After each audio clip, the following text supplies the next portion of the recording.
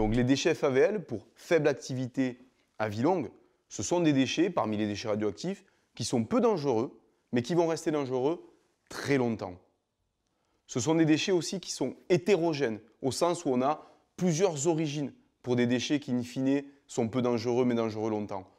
On a deux grandes catégories, des déchets dits de graphite, qui viennent de l'exploitation des premières centrales nucléaires en France, les uraniums naturels graphite gaz, et d'autres déchets qui viennent de l'industrie classique ou qui nous viennent d'industries du passé.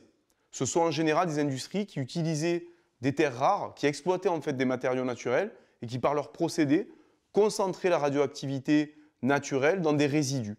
On va souvent parler de déchets radifères, par exemple.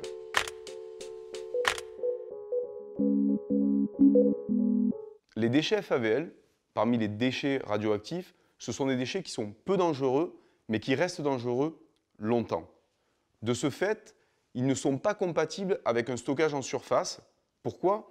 Parce qu'en surface, on va mettre les déchets, on va les recouvrir de quelques dizaines de mètres de matériaux, mais sur des temps longs, l'érosion va passer par là, elle va enlever tous les matériaux et on retrouverait nos déchets.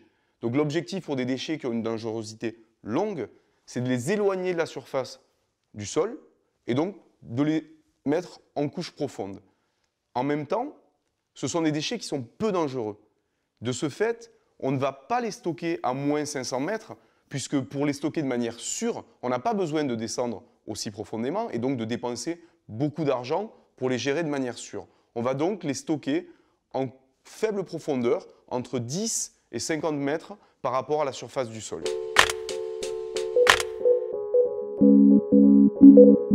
Donc, la mission de l'ANDRA pour les déchets FAVL, c'est la même que pour les autres déchets. C'est trouver une solution de gestion sûre pour les générations et l'environnement d'aujourd'hui, mais également pour les générations et l'environnement de demain. Ces déchets FAVL, ils posent une question de fond. Ils la posent à l'ANDRA, mais ils la posent à notre génération.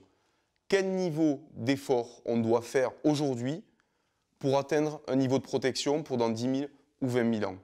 Puisqu'en fonction du niveau de protection que l'on souhaite atteindre, on va mettre en œuvre des solutions aujourd'hui qui seront différentes. On va par exemple consommer plus ou moins de surface de terrain aujourd'hui.